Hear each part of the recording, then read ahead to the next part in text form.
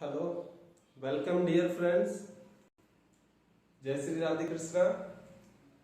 देखिए, अब formal invitation आपने एक्सेप्टिंग पे डिक्लाइनिंग पे दोनों तरह से पढ़ लिया है। अब इसके बाद अपना इनफॉर्मल इनविटेशन शुरू होता है। तो इनफॉर्मल इनविटेशन शुरू होता है तो इसमें ध्यान दीजिए बच्चों, इनफॉर्मल इनविटेशन बनाएंगे या फिर जब इसका जवाब बनाएंगे, रिप्लाई बनाएंगे, तो इसमें क्या है देखिए बच्चों, फर्स्ट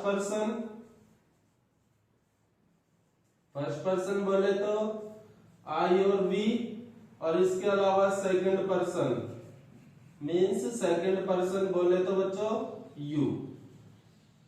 तो सिर्फ इन्हीं का प्रयोग करना है। बाकी फॉर्मल इनविटेशन की तरह आपको इसमें थर्ड पर्सन का यूज बिल्कुल भी नहीं करना है। ठीक है ना बच्चों? तो थर्ड पर्सन का यूज इसमें बिल्कुल नहीं होगा। इसमें सिर्फ फर्स्ट और सेकंड पर्सन का यूज करना है। ध्यान रखना है इस बात का विशेष रूप से। देखिए, अब जैसे क्वेश्चन है, मान लीजिए यहां क्वेश्चन देख लिया, जैसे मिस्टर राम कुमार, तो मिस्टर राम कुमार ने मिस नीलम शर्मा को, मिस्टर राम कुमार ने मिस नीलम शर्मा को गिव यानी दिया है एन इनविटेशन यानी कि एक निमंत्रण पत्र। तो राम कुमार ने मिस नीलम शर्मा को एक निमंत्रण पत्र दिया है। जो निमंत्रण पत्र किस अवसर पर है? जो निमंत्रण पत्र ये जो मिस्टर राम कुमार है इनके बर्थडे के ऊपर है। ठीक है बच्चों? तो ये बर्थडे आयोजित कब हो रहा है? अब इसमें कोई भी डेट मान लेते हैं, जैसे इसमें डेट डाल दी अपन ने 10 अगस्त 2020,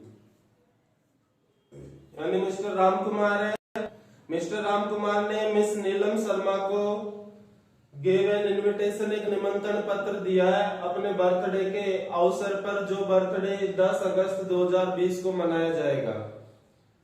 तो ये मिस्टर राम कुमार ने ये मिस नीलम शर्मा को निमंत्रण पत्र दे दिया। अब ये इसके पास पहुंच चुका है निमंत्रण पत्र। तो अब नीलम शर्मा इसका जवाब यस में देगी या नो में देगी, ये इसके ऊपर डिपेंड करता है। यस में अगर जवाब देती है तो क्या बोलेंगे बच्चों? इसे इनफॉर्मल रिप्लाई इन एक्सेप्टिंग। और अगर नो में जवाब देती है तो क्या बोलेंगे? इनफॉर्मल रिप्लाई इन डिक्लाइनिंग या इनफॉर्मल रिप्लाई इन रिफ्यूजल। तो ये क्वेश्चन हो गया। क्वेश्चन आप एक बार फिर से हिंदी में सुन लीजिए। मान लीजिए आप मिस नीलम कुमारी हो, नीलम शर्मा हो, आपको आपके दोस्त मिस्टर राम शर्मा के द्वारा, राम कुमार के द्वारा एक निमंत्रण पत्र प्राप्त हुआ है। जो निमंत्रण पत्र उनके जन्मदिन की पार्टी में शामिल होने के लिए था, जो पार्टी 10 अगस्त 2020 को आयोजित होगी। आप इस कार्यक्रम में शामिल होने में समर्थ हो, इसलिए एक इनफॉर्मल रिप्लाई इस कार्ड को एक्सेप्ट करते हुए लिखिए। या आप इस कार्यक्रम में जाने में समर्थ नहीं हो तो एक इनफॉर्मल रिप्लाई इस कार्ड को अस्वीकार करते हुए दीजिए, डिक्लाइन करते हुए। तो अब इसका आंसर बनाते हैं बच्चों अपन। अब जैसे ऊपर बॉक्स है तो इसमें अपन को बताना है कि भाई किस प्रकार का इनविटेशन है। तो आपको यहाँ लिखना है, जैसे इनफॉर्मल रिप्लाई इन एक्सेप्टिंग है या डिक्लाइनिंग है, तो वो यहाँ पर आ जाएगा।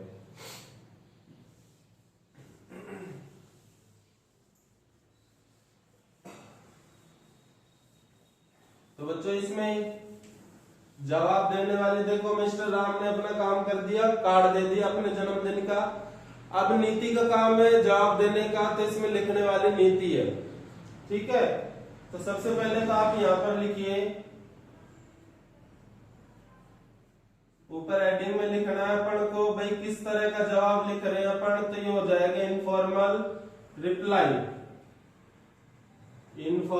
रिप्लाई in accepting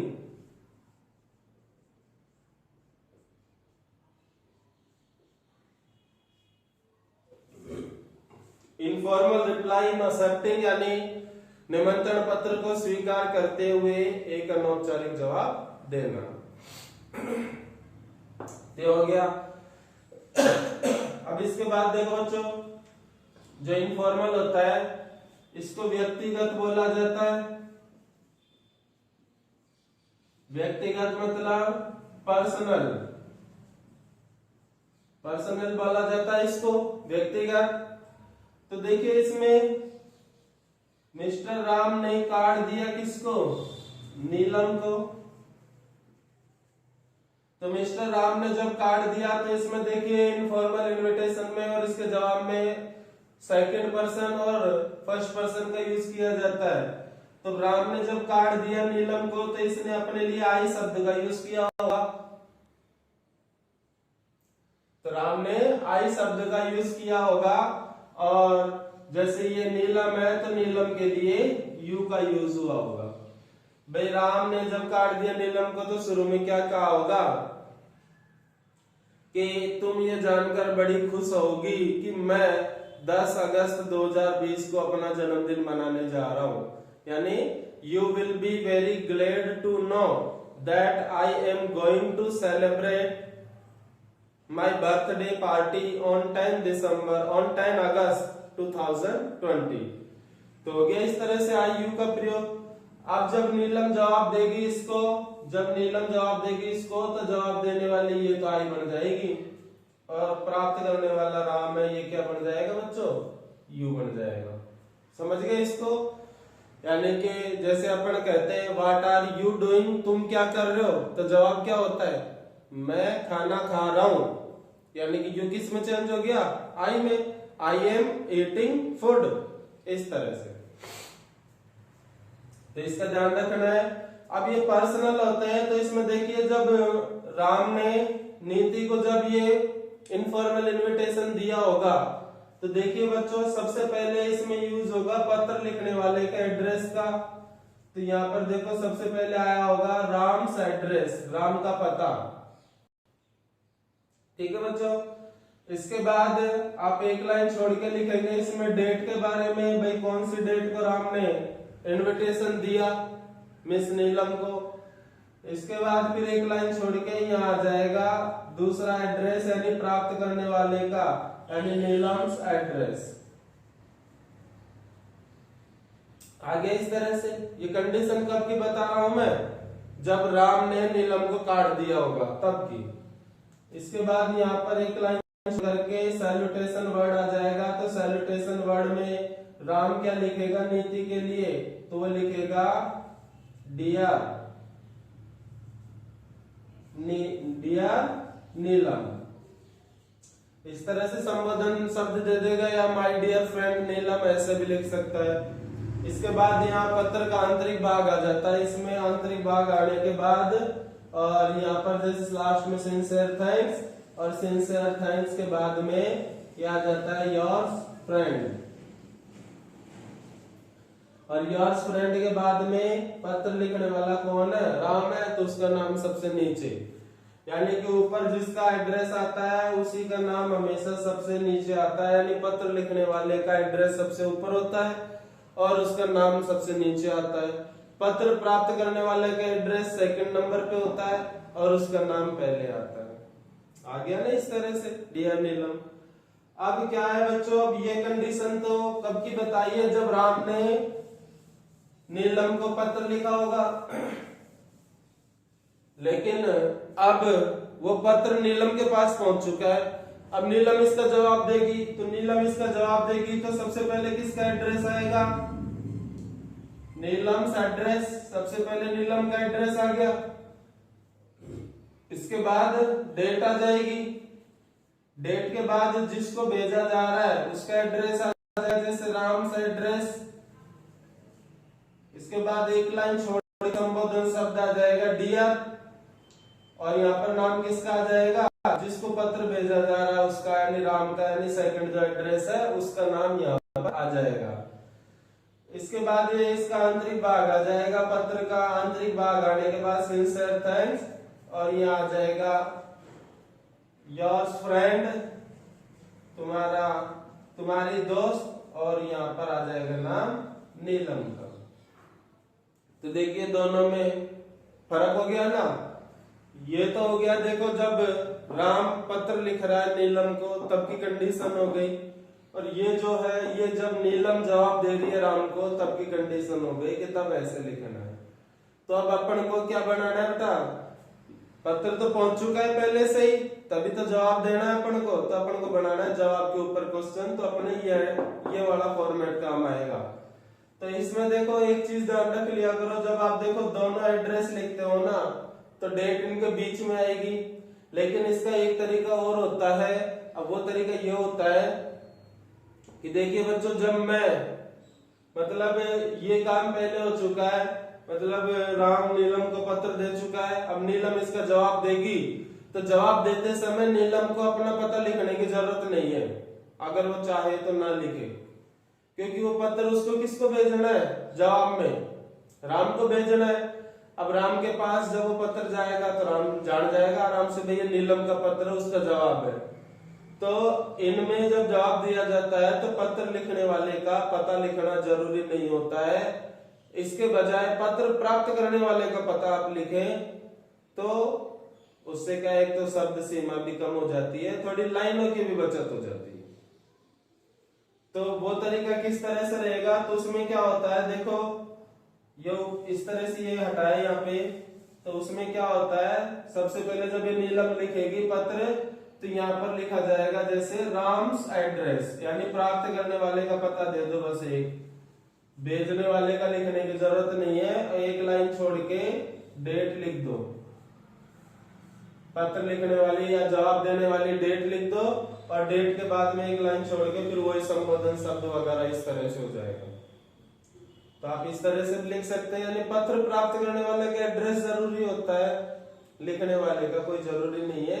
और अगर आप चाहें तो सबसे पहले पत्र लिखने वाले का यानी नीलम का, फिर डेट और फिर राम का एड्रेस। अगर इस तरह लिखना चाहें तो सबसे पहले प्राप्त करने वाले का एड्रेस आएगा, फिर डेट आएगी, फिर संबोधन शब्द आ जाएगा, फिर प्राप्त करने वाले का एड्रेस नहीं लिखना। ठीक है बच्चों, तो ये इस तरह से अपन को इस तरीके से बनाना है इस पत्र को। तो सेम ये लेटर की तरह बनेगा, तो अपन इसको बनाना।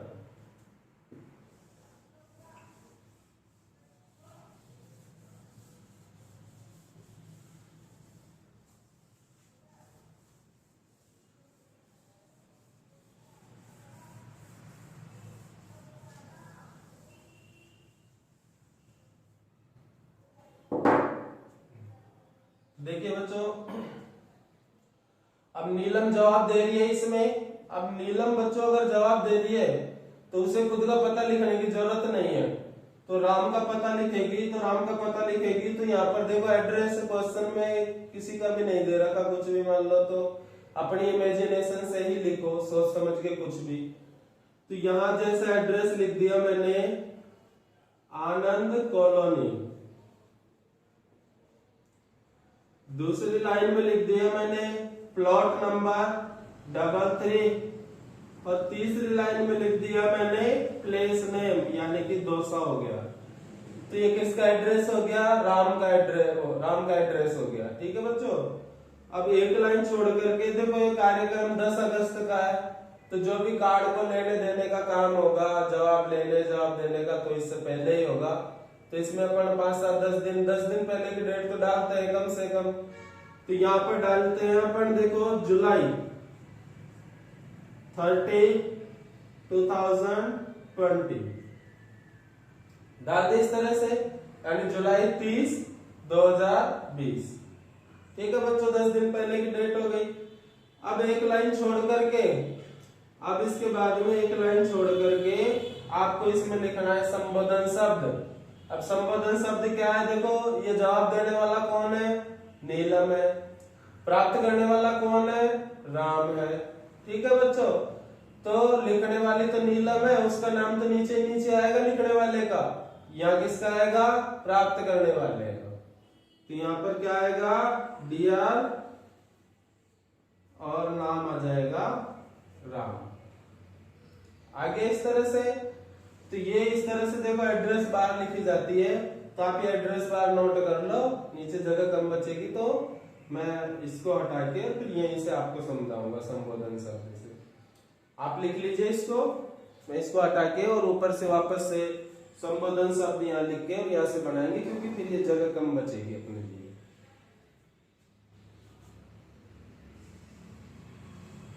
तो इसमें मिस्टर राम को बता दिया अपन ने, कब कहाँ का बता दिया, मिस्टर राम को हमने बताया है दौसा।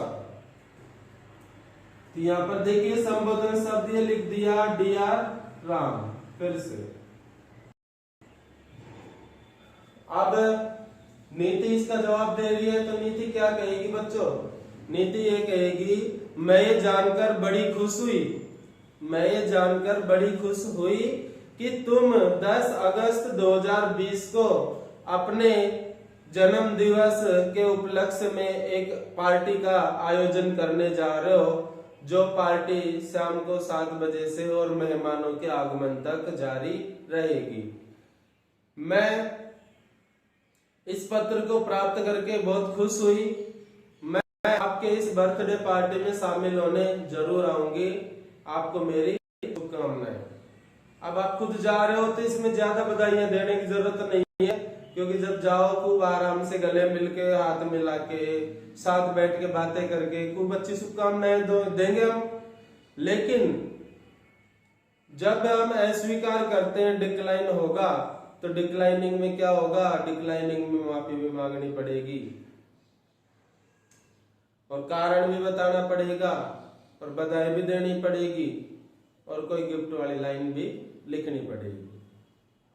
ठीक है बच्चों, तो देखिए अब क्या हो जाएगा, ये डियर राम हो गया, उसके बाद में नीति लिखेगी इसमें।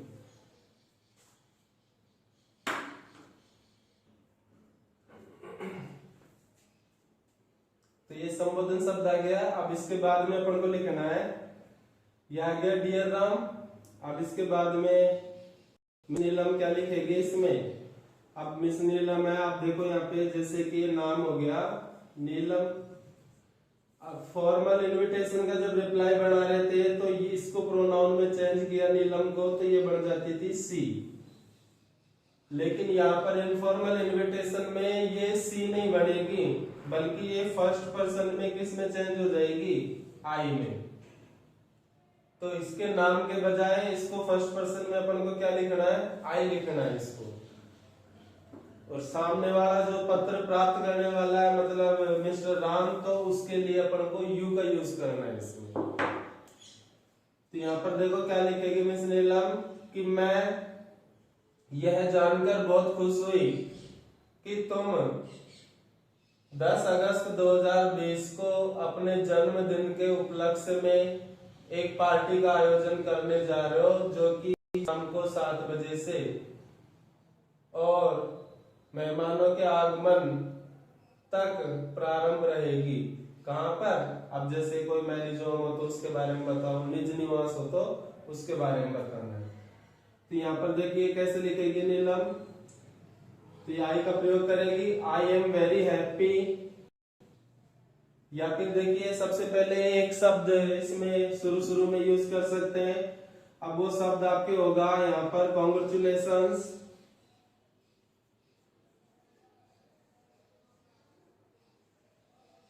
यानी बधाइयां हो, और एक्सक्लेमेटरी मार्क लगाना है। और इसके बाद फिर आप शुरुआत कर दो इसके। तो शुरुआत में कैसे होगा देखो, आई एम वेरी हैप्पी या आई एम वेरी ग्लैड, यानी कि मैं बहुत खुश हुई। नीलम ये बोलेगी मैं बहुत खुश हुई। टू नो मीन्स जानकर, टू नो मीन्स जानकर, दैट मीन्स की, दैट मीन्स की, you means mister Ram are going, you are going to celebrate, you are going to celebrate, कि आप मनाने जा रहे हो, you are going to celebrate your, यानी आपकी जैसे अब बर्थडे पार्टी फंक्शन है तो इसको कैपिटल लेटर्स में लिख सकते हैं इस तरह से, जैसे you are going to celebrate your birthday party, इस तरह से कैपिटल लेटर्स में अलग से शो कर सकते हैं। जो फंक्शन हो उसको जैसे गृह प्रवेश हो तो उसको भी ऐसे लिख सकते हैं, बर्थडे पार्टी हो जैसे मैरिज एनिवर्सरी के बारे में हो तो आप इसको कैपिटल लेटर्स में लिख सकते हैं। तो ये हो गया। I am very glad to know, मैं जानकर बहुत खुश हुई, दैट कि you are going to celebrate, कि आप मनाने जा रहे हो योर बर्थडे पार्टी, यानी आपके जन्म दिवस की पार्टी को। अब ये देखो डेट के लिए आ गया तो यहाँ पर डेट आ जाएगी ऑन 10 अगस्त, जो पार्टी 10 अगस्त 2020 को आयोजित होगी। ठीक है। 8 का प्रयोग करके स्थान का नाम बताएंगे। 8 अब जैसे निज निवास है, अब निज यानी कि देखो ये बर्थडे पार्टी है मिस्टर राम की, तो मिस्टर राम का निज निवास तो ये क्या कहेगी नीलम, जो कि आपके घर पर आयोजित होने जा रही है, मतलब एट योर होम या एट योर हाउस, इस तरह से। या फिर यहाँ पर किसी मैरिज गार्डन का नाम लिख सकते हैं, जैसे कि एट बरसाना मैरिज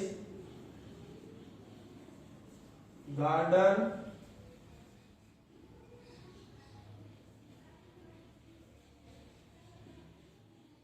और उसके बाद में इसमें जगह का नाम लिखना है। अब जगह का नाम कैसे लिखना है इसमें बच्चों, दिमाग लगाइए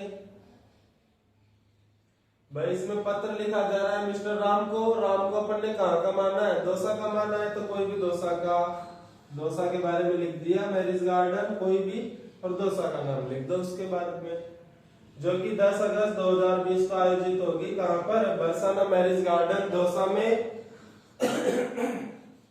कब से, तो कब से के लिए फ्रॉम का प्रयोग करेंगे, फ्रॉम, और इसके बाद में लिख देंगे भाई कितने बजे से, तो फ्रॉम जैसे कि यहाँ लिख दिया फ्रॉम 7 PM,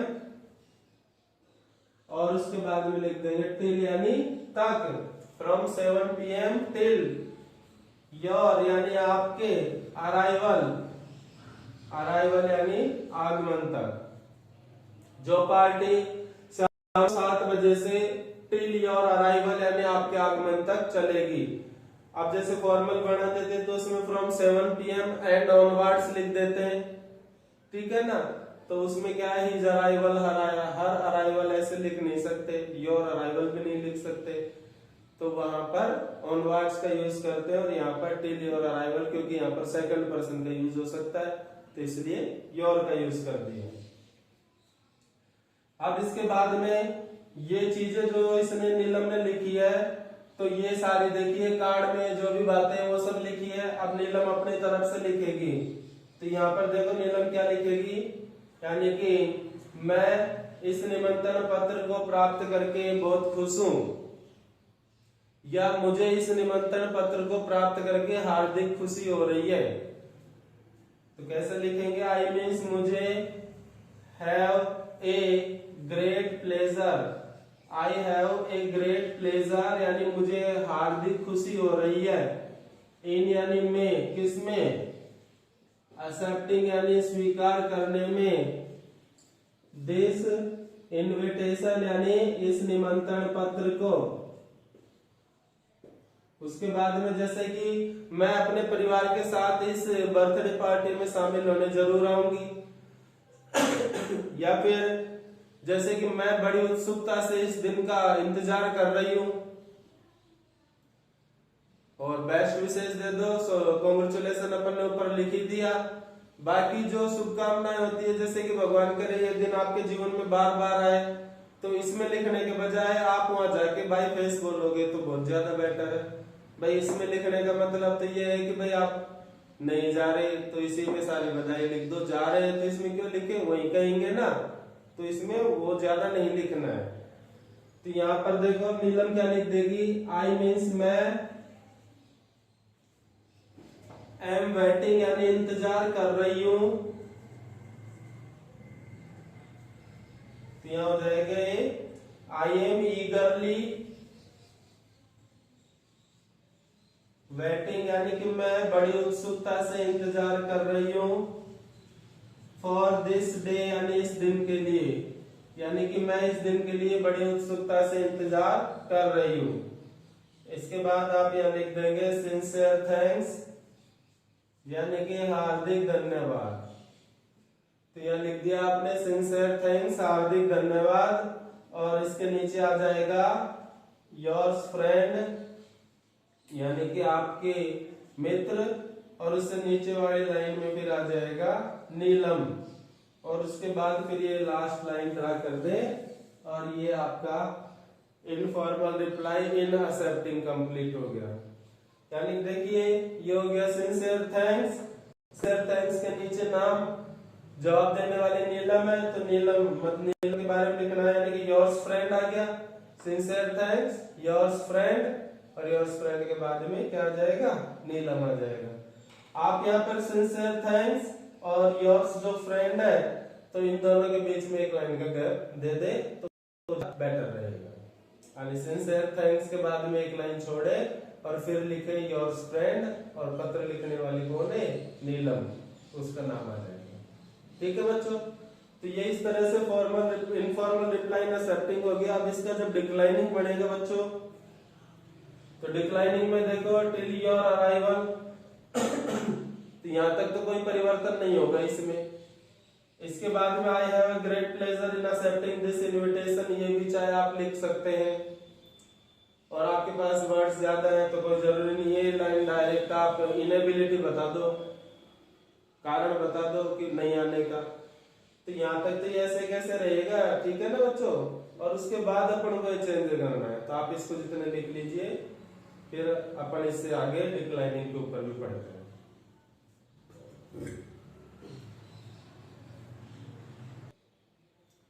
अच्छा बच्चों आगे देखिए, अब है ये इनफॉर्मल रिप्लाई इन डिक्लाइनिंग, स्वीकार करते हुए इनफॉर्मल रिप्लाई देना। तो इसमें देखिए वही यहाँ तक देखिए मैंने ये थोड़े पहले मोटे अक्षर में लिख रखे थे, तो उनको हटा के थोड़ा बारीक किया है ताकि नीचे का मैटर भी आ सके यहाँ। तो टिल योर अराइवल वहां तक हो गया, सेम ऐसे कैसे रहेगा, उसमें कोई भी चेंज नहीं है। उसके बाद में देखिए अब यहाँ से ये पैरा चेंज हो जाएगा, अब पैरा चेंज हो जाएगा, तो उसके बाद में देखो नीति अपने शब्द लिखेगी, अस्वीकार क्यों किया उसने कार्ड को, तो उस बारे में अपनी बातें लिखेगी। तो सबसे पहली बात तो ये हो जाएगी इसमें कि भाई मुझे आपका यह निमंत्रण पत्र प्राप्त करके हार्दिक खुशी हो रही है। भाई अपन शादी में किसी प्रोग्राम में किसी के शामिल ना भी हो पाए, तो ऐसे थोड़ी है कि भाई अगर अपन नहीं हो पाते शामिल तो उसके कार्ड को प्राप्त करके अपन दुखी महसूस करें। खुश तो होते हैं सबके कार्यक्रमों के लिए। तो अब यहाँ पर आगे आप अगर उस लाइन को लिखना चाहें तो लिख भी दे, और नहीं तो अपने पास डिक्लाइनिंग में वैसे भी वर्ड्स लिमिट हो जाती है पूरी, क्योंकि इसमें शब्द ज्यादा लिखने पड़ते हैं। तो यहाँ वो लाइन क्या हो गई, I have a great pleasure in accepting this invitation.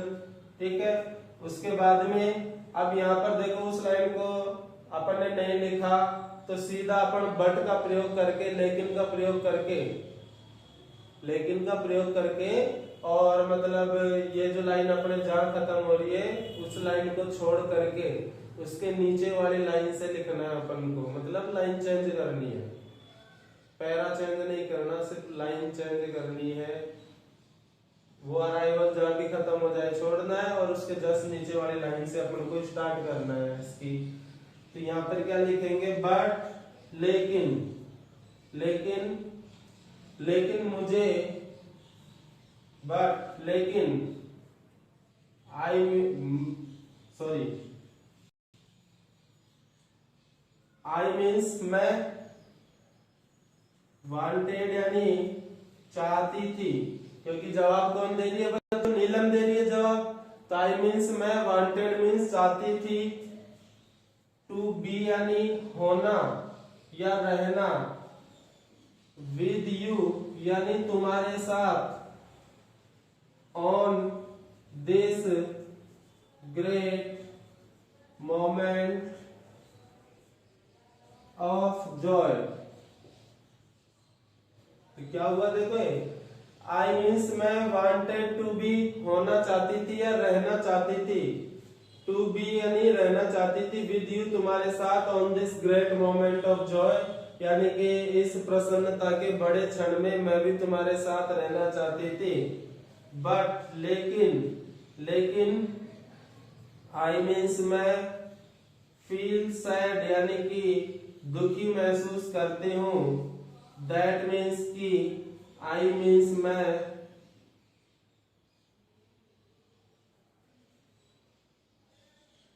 Will not be यानी कि मैं विल नॉट बी एबल यानी समर्थ नहीं रहूंगी, यानी कि अब इसको कारण बताना है। बट लेकिन आई फील सैड यानी कि मुझे खेद है या मैं दुखी महसूस करती हूँ, that I will not be able कि मैं समर्थ नहीं रहूंगी, टू ज्वाइन यानी कि शामिल होने में, टू ज्वाइन योर पार्टी यानी कि तुम्हें पार्टी में शामिल होने में मैं समर्थ नहीं रहूंगी, ड्यू टू बिकॉज क्योंकि, बिकॉज माई एग्जाम क्योंकि मेरी परीक्षा, ऑन द सेम डे यानी कि उसी दिन है, क्योंकि मेरी परीक्षा उसी दिन है। ठीक है, अब उसके बाद में देखो, अब आपने कारण बता दिया, अब उसके बाद में आप ये कह दो भाई इस बात का बुरा मत मानना, सो इसलिए प्लीज कृपया, इसलिए प्लीज कृपया, एक्सेप्ट यानी स्वीकार करें, माई मीन्स मेरी,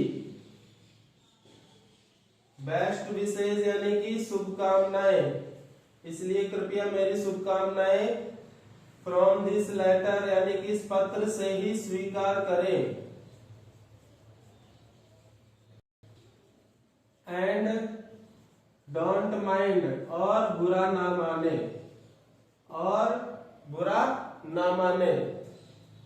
इसके बाद में आप इसमें कोई जैसे शुभकामना वाली लाइन अच्छी से ऐड करो, तो इसमें देखो कैसे लिखेंगे, मैं भगवान करे, दिस डे यानी कि यह दिन, कम यानी आता रहे, इन योर लाइफ यानी कि तुम्हारे जीवन में, भगवान करे यह दिन आता रहे, इन योर लाइफ तुम्हारे जीवन में,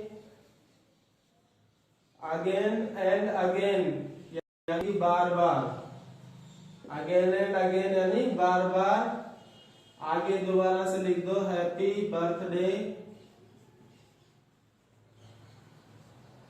डियर, हैप्पी बर्थडे डियर और एक्सक्लेमेटरी मार्क लगा दो।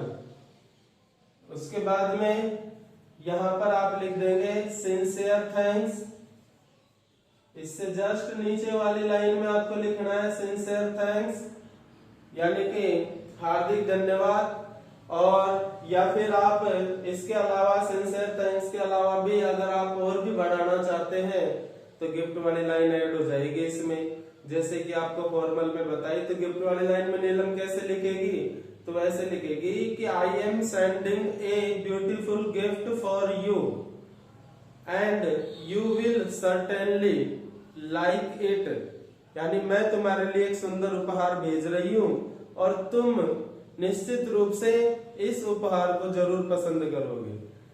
तो आप हैप्पी बर्थडे डियर के बाद में जैसे इससे नीचे वाली लाइन में वो लाइन ऐड कर सकते हैं।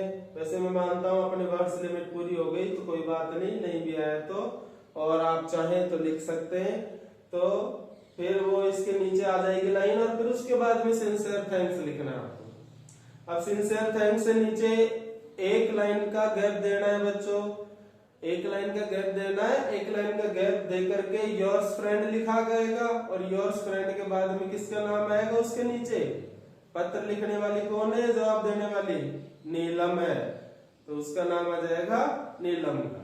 ठीक है बच्चों, अब ये दोनों आपके हो गए इनफॉर्मल रिप्लाई इन एक्सेप्टिंग और इनफॉर्मल रिप्लाई इन डिक्लाइनिंग। तो आप इनकी अच्छी तैयारी करें, इनकी प्रैक्टिस करें। अभी मैं 2-3 क्वेश्चंस आपको नोट करवा देता हूं, आप उनको बनाने की कोशिश करना। ठीक है बच्चों, मैं भी जस्ट लिखता हूं आपके सामने, अब आप इसका या तो स्क्रीनशॉट ले लीजिए या फिर आप इसको लिखते रहिए पॉज करके। बाकी मैं इसको बोर्ड पर से हटा रहा हूँ अब, जिससे मैं आगे थोड़े आपको एक्सरसाइज के लिए क्वेश्चंस दे सकूं। ओके,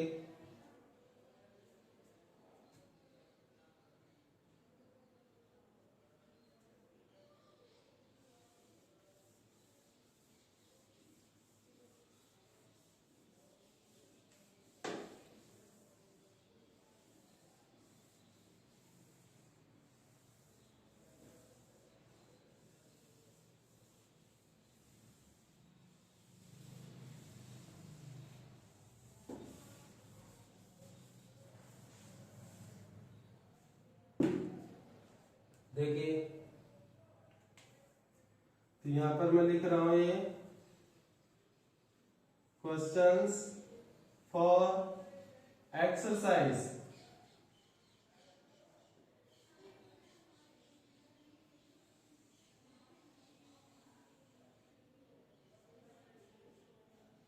ठीक है बच्चों, अब मैं लिख जैसे कि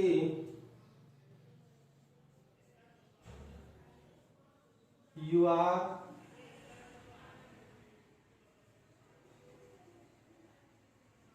Manish Kumar, you are Manish Kumar,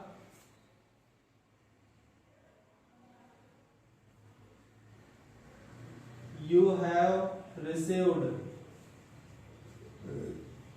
an invitation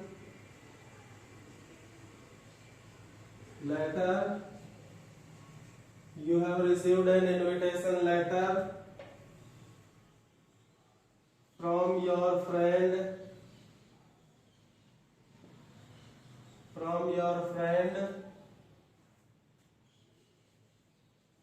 Mrs. and Mr. Sharma, from your friend Mrs. and Mr. Sharma on the occasion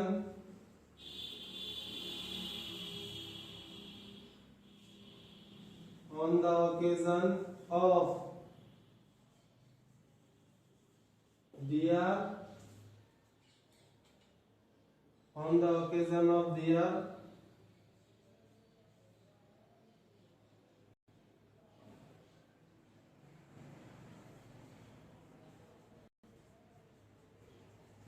गृह प्रवेश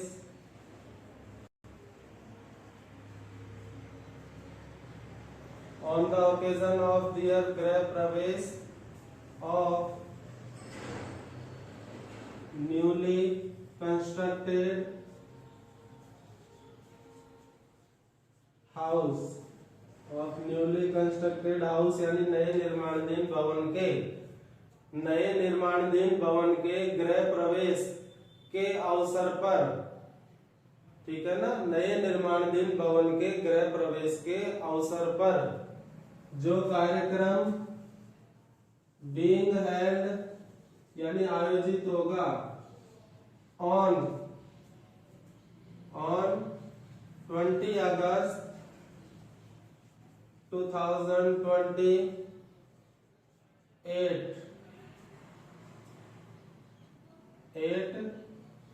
इसमें प्लेस नेम तो खुद के मन से लिखना है। अब आगे लिखना है you are able to go,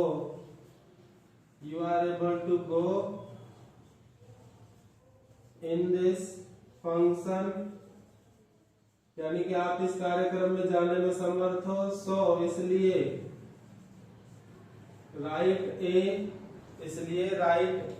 A formal reply in accepting,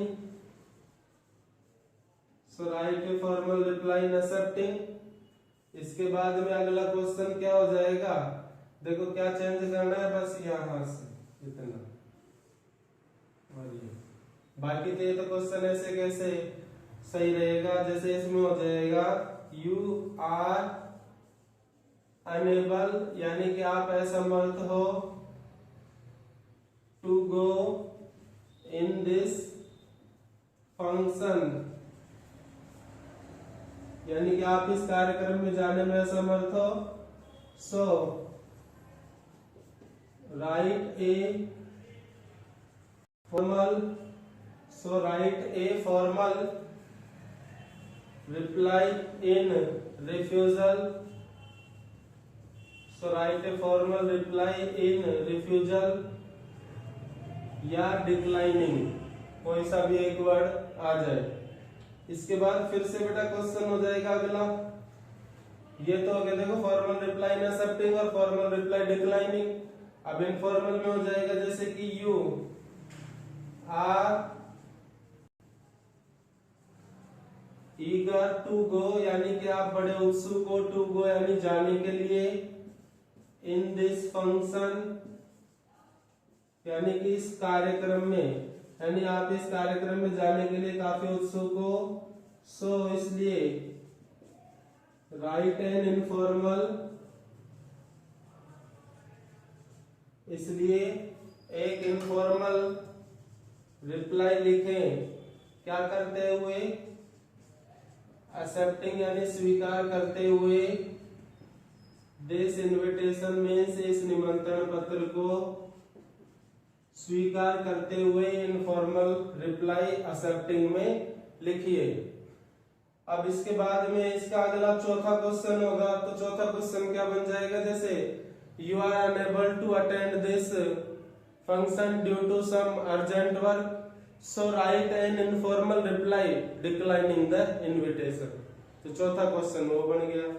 तो देखिए क्या हुआ कि जैसे कि आप मनीष कुमार हो, you have received an invitation letter, आपको एक निमंत्रण पत्र प्राप्त हुआ है, फ्रॉम योर फ्रेंड यानी आपके मित्र श्रीमती एवं श्री शर्मा के द्वारा, ऑन द ओकेजन यानी के अवसर पर, ऑफ दियर गृह प्रवेश ऑफ न्यूली कंस्ट्रक्टेड हाउस यानी उनके नए निर्माणाधीन घर के गृह प्रवेश के अवसर पर आपको श्रीमती एवं श्री शर्मा के द्वारा निमंत्रण पत्र प्राप्त हो चुका है, जो जिसका जो कार्यक्रम है, तो वो कार्यक्रम बीइंग हेल्ड आयोजित होगा कब, 20 अगस्त 2020 को। अब you are able to go in this function, आप इस कार्यक्रम में जाने में सक्षम हो, इसलिए write a formal reply in accepting, इसलिए इस पत्र को स्वीकार करते हुए एक फॉर्मल रिप्लाई लिखिए। अगला हो जाएगा कि आप अनेबल हो to go in this function, इस कार्यक्रम में जाने में आप अनेबल हो, तो write a formal reply in declining. तीसरा हो गया कि you are eager to go in this function, आप इस फंक्शन में जाने के लिए बड़े उत्सुक हो, so write an informal reply accepting the invitation, इसलिए एक इनफॉर्मल रिप्लाई लिखिए इस निमंत्रण पत्र को स्वीकार करते हुए। और चौथा क्या बन जाएगा, भाई आप इस फंक्शन में जा नहीं सकते हैं, तो इसलिए informal reply declining the invitation लिखिए। तो 4 क्वेश्चन हो गए, 4 क्वेश्चन आप रेडी करना, तैयार करना। 4 मैंने समझा दिए, बाकी ये चारों आप तैयार करो, आप अच्छी तरह समझ जाओगे। और ये इस तरह से इनफॉर्मल और फॉर्मल इनविटेशन का टॉपिक पूरा हो जाता है बच्चों। ये 4 नंबर का टॉपिक है आपके, और इसमें आपको बड़ा खास ध्यान रखना पड़ता है। सबसे बड़ी गलती बच्चे इसमें प्रोनाउन और पर्सन्स को लिखने में करते हैं, सही तरह से चुनाव नहीं कर पाते हैं। आप ध्यान से तरीके से बना के करें तो कोई परेशानी नहीं होगी, बस पर्सन का सही चुनाव करें और प्रोनाउन का सही चुनाव कर लें, फिर गलती ही नहीं होती है। खास ध्यान रखें, फॉर्मल इनविटेशन में और उसके रिप्लाई में थर्ड पर्सन का यूज होता है, और इनफॉर्मल इनविटेशन और उसके रिप्लाई में फर्स्ट पर्सन और सेकंड पर्सन का यूज होता है, यानी आई, वी और यू का। और थर्ड पर्सन क्या होते हैं, दे, ही, सी, इट और नेम, ये होते हैं। तो इनका ध्यान रखा करो, और कुछ लाइनों का ध्यान रखा करो। आप अपने अनुसार भी शब्द लिख सकते हो, ऐसे नहीं है रटा रटाया, कुछ अच्छी तरह से अपने अकॉर्डिंग भी आप बहुत अच्छा सोच समझ के कोई भी सेंटेंस बना सकते हैं। ठीक है बच्चों, अब आप इसको लिख लीजिए। ये आपके क्वेश्चंस हो गए, इनको आपको तैयार करना है, आप मेहनत से तैयार करना है इनको, ईमानदारी से।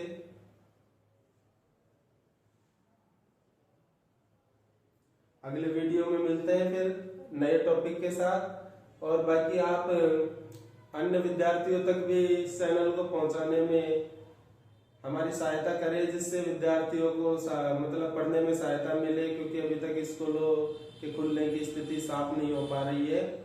तो सभी विद्यार्थियों को लाभ मिले। मैं भी काफी कोशिश करता हूँ ताकि मैं अनेक बच्चों तक, दूर दूर बच्चों तक पहुंचा सकूं, क्योंकि अब थोड़े दिनों बाद में 10th के भी वीडियो डालना मैं शुरू कर दूंगा। तो इसलिए मैं चाहता हूं कि ये चैनल अधिक से अधिक बच्चों के पास पहुंचे, क्योंकि इससे क्या है, मतलब बच्चों को घर बैठे कुछ तो मिले, क्योंकि घर बैठे बच्चे कुछ पढ़ते नहीं। अगर पेरेंट्स थोड़ा गाइड करें और मतलब टाइम के अनुसार, जैसे भैया वीडियो इतनी देर का, इतनी देर मैं तेरे को दे रहा हूँ, इतने इसमें जितना पढ़ाया गया वो तो कॉपी में लिख, तो ऐसे गाइड करके बच्चे को लिखवाएं तो देखना कि मतलब आपको बच्चा एक तो सीखा हुआ मिलेगा और सारा वर्क कॉपी में लिखा हुआ मिलेगा, तो इससे उसको सीखने को ही मिलेगा। तो आप थोड़ा मतलब सीरियस लीजिए, क्योंकि स्कूल खुलेंगे तो एग्जाम भी उसी टाइम पे होंगी, तो आप थोड़ा अपने अनुसार अपने स्तर पे तैयारी करें। हम आपको तैयारी करवा रहे हैं तो उसका फायदा है। ठीक है फ्रेंड्स, जय श्री कृष्णा।